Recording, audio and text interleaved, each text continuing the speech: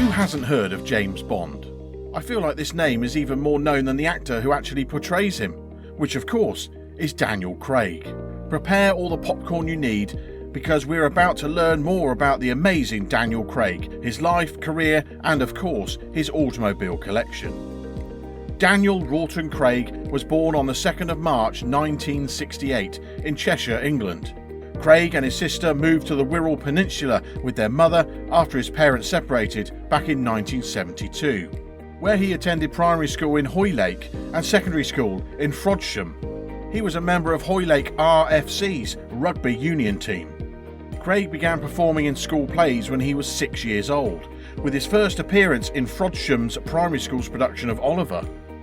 By going to Liverpool's Everyman Theatre with his mother, he became interested in serious acting.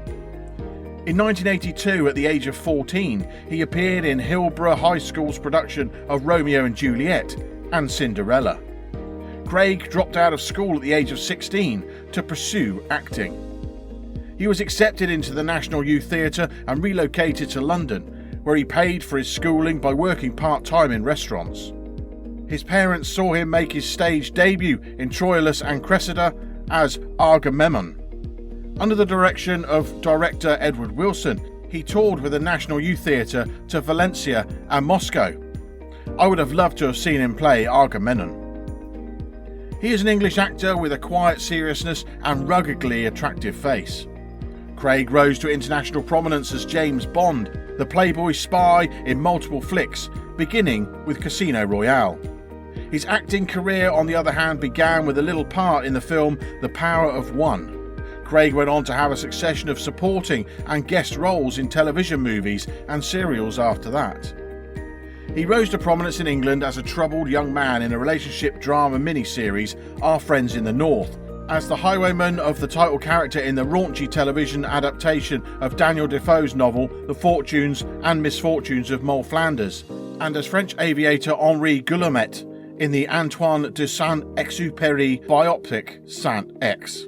Craig starred as a deceptive handyman in The Mother, in which he began an affair with his girlfriend's much older mother. He played a disillusioned cocaine dealer in the thriller Layer Cake. You could say he catapulted his career, but his greatest enduring role is and always will be as James Bond. Craig's casting in Casino Royale, the 2006 reboot of the James Bond franchise, was problematic since he did not suit the physical type defined in Ian Fleming's novels and personified to varying degrees by Sean Connery and Pierce Brosnan. His brooding, virile take on the martini-swilling spy, on the other hand, silenced most critics. In Quantum of Solace, Skyfall, Spectre and No Time to Die, he resumed the character, the latter being his final James Bond film. Despite the fact that Craig has more than established his worth as Bond, the Layer Cake star was sceptical when he was originally approached to assume the role. Craig was already a well-known figure at the time. After all, Bond is a huge commitment, as the actor knows from watching his contemporaries' lives get consumed by the irrepressible series over the years. Despite the fact that Craig eventually made 007 his own, there were considerable challenges associated with playing the world's most famous spy. Being that renowned all of a sudden had an impact on my personal life, he explained. I used to shut myself up and close the curtains. I was under assault physically and mentally. The British actor stated that the attention bothered him, and it was fellow actor Hugh Jackman who helped him get over it. Craig believed he'd already achieved the amount of success in the profession that his abilities had allowed him. In fact, he didn't think he was a clear candidate for Bond when compared to Brosnan and Moore. He explained, I had done odd arty movies. It was a more difficult sale. I also didn't want to do it because I was afraid I wouldn't know what to do with it. Craig, on the other hand, was sold after reading the script for what would become his debut as Bond. Meanwhile, producer Barbara Broccoli was completely confident that Craig was the right choice for the part, explaining, when he was on screen you couldn't watch anyone else. It's true, he is the right choice, because when you see him on the screen as Bond, you're left stunned and speechless, just watching him do his magic. No matter the hardships, he was emotional when he filmed the last scene. He had to work while in the James Bond franchise. In the action comedy Cowboys and Aliens, he played an outlaw battling extraterrestrials. And in The Girl with the Dragon Tattoo, he played a journalist investigating a decades-old crime. He and Rachel Weisz co-starred in the film Dream House, and the couple married back in 2011. They have 2 children together. He played a detective investigating the death of a mystery writer in the comedy murder mystery Knives Out. Which of his films is your personal favourite? Let me know in the comments down below. While the Bond films are known for their wild automobiles and even crazier stunts, few people are aware of Daniel Craig's personal car collection. While the actor doesn't show off what's in his garage, the value of his automobiles is in the millions of dollars, with many of them gifted or included in film and other commercial deals. Craig is quite private about his personal life. He's not like other celebrities who flaunt everything luxurious they own on Instagram, which I admire. Stay tuned because we're about to go deep into his automobile collection. These are the 6 cars we can see in Daniel Craig's garage.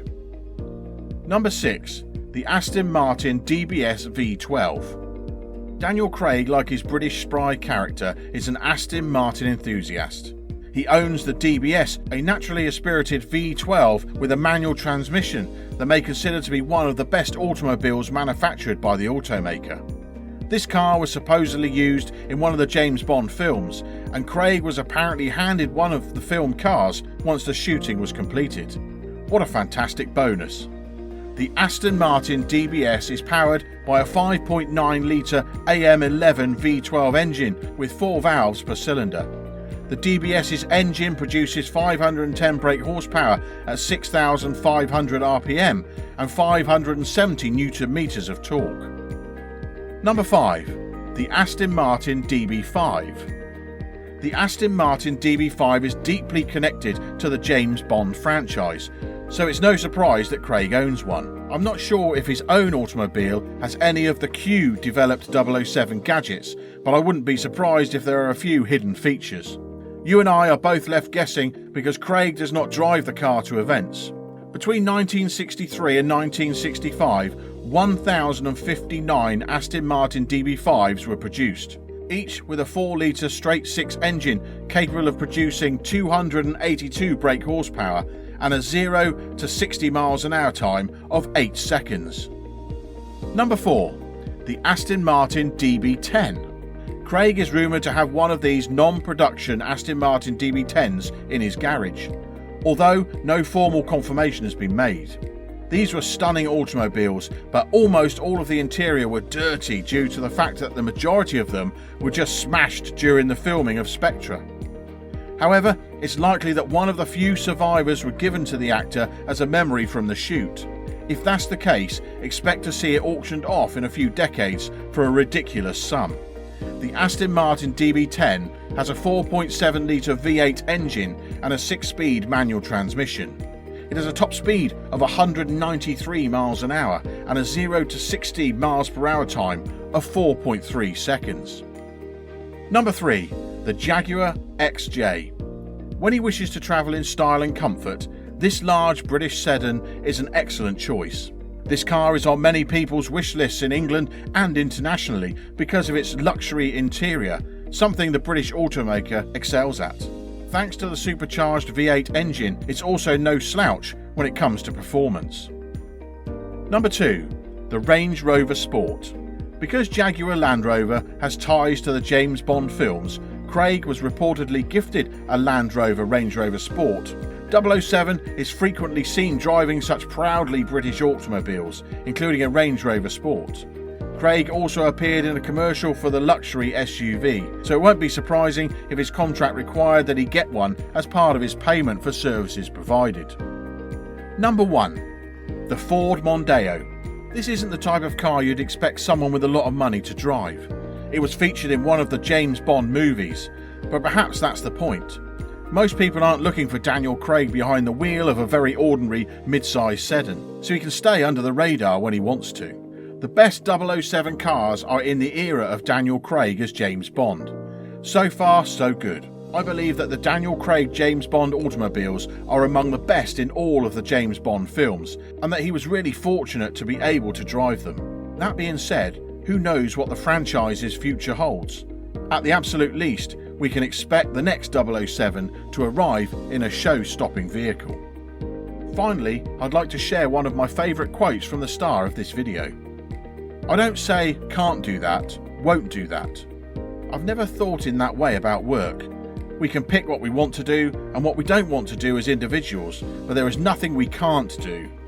We are capable of doing anything, but it is our brains and mindset that are preventing us from achieving our full potential. Every single one of us is gifted and capable of accomplishing everything we set our minds to, but only if we remove the words I can't and I won't be able to from our vocabulary. This is true not only in the workplace, but also in relationships, personal matters, and many scenarios. Believe in yourself and your potential to accomplish everything you set your mind to. Thank you for watching this episode. If you want to see other celebrity car collections, let me know in the comments below. Please make sure you like and subscribe to this video and channel, since that'll help us make more content like this for you to enjoy.